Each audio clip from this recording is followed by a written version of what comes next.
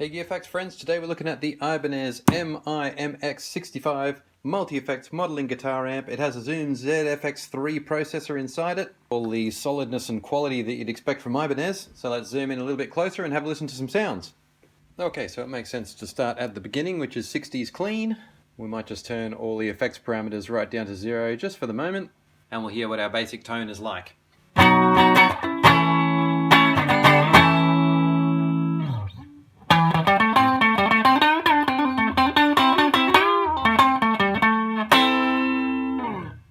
Okay, so let's start basic with our ambience effect. This is reverb and delay right here. We'll turn right around to reverb.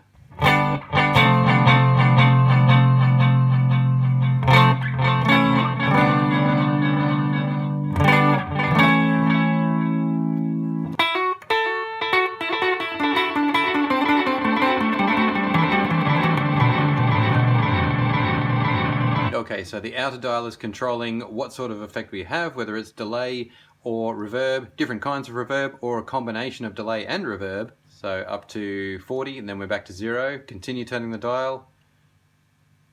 Another 40 settings. And then 10. So that last 10 is reverb settings. So now we can explore the other effects.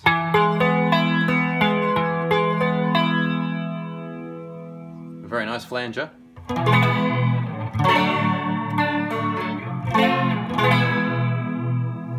Detune.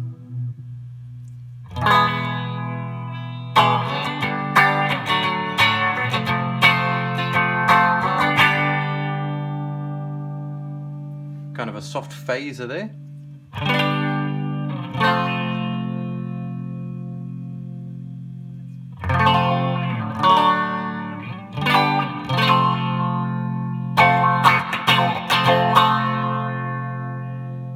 Vibrato.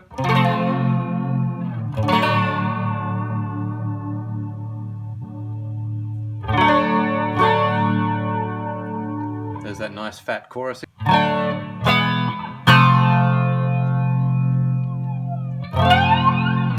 And the flanger.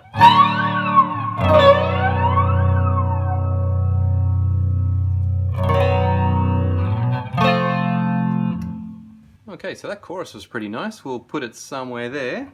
Add some delay.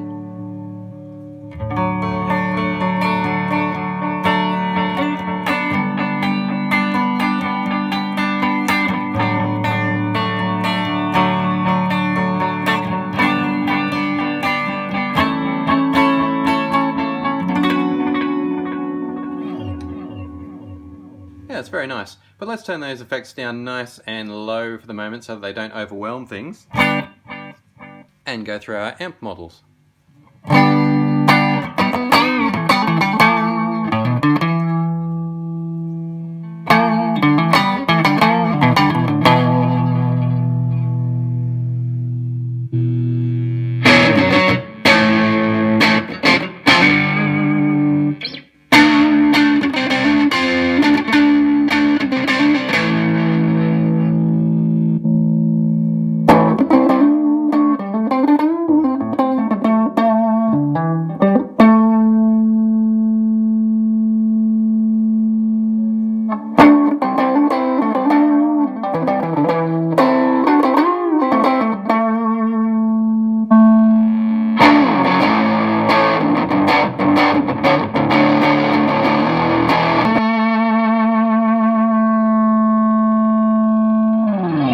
Very nice sustain on that one.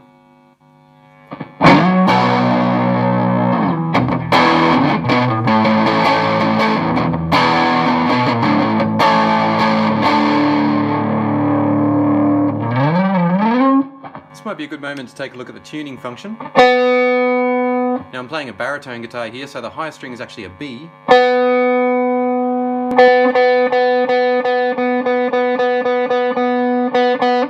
So that should be right on a B now. Tuner goes off, onto the next amp model.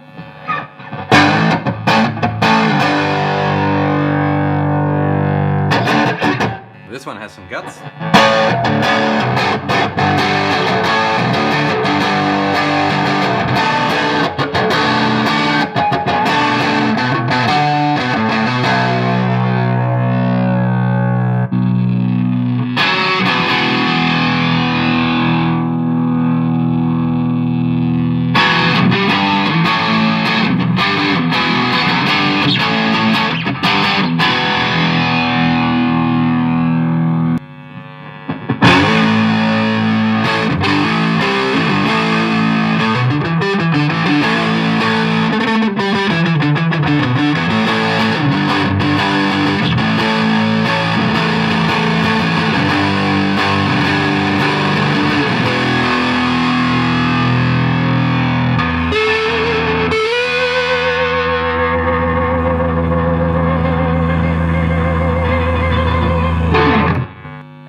last model is called Psycho.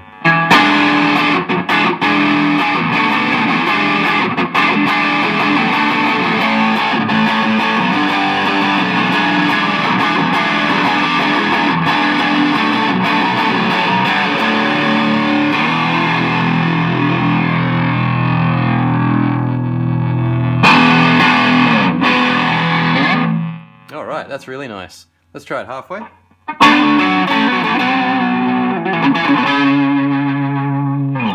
Even though this is the Psycho setting, let's try that as more of an overdrive sort of effect with the gain really low.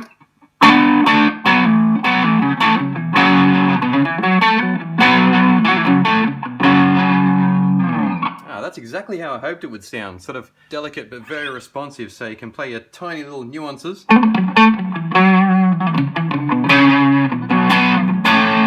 But still get a nice boom out of those bar chords.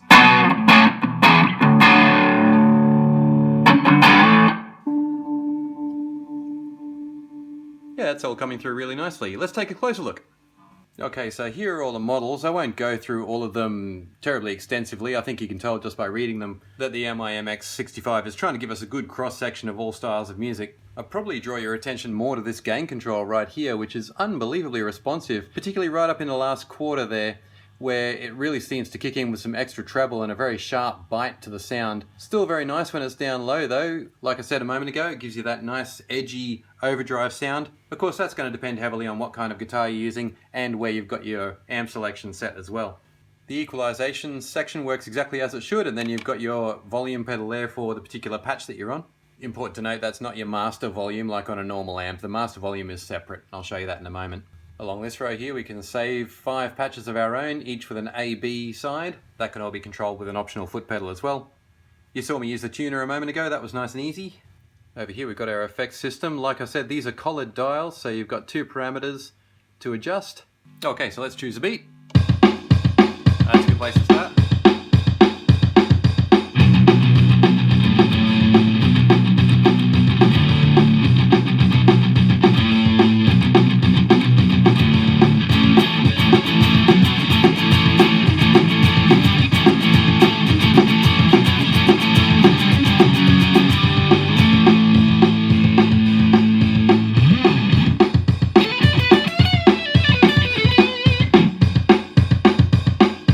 Soloing is not my forte, but you get the idea. It's just a nice set of beats, and you can quickly choose a patch and tap in the tempo of the delay too. So if your delay is not quite matching up with the rhythm, you just tap to the beat, and before you know it, your delay is going to be perfectly synchronized. Actually, bad example, that one will synchronize your modulation effects. This one over here on the right, and I'll turn the camera slightly, that's the one that will synchronize your delay. Let's try out a few more of these presets.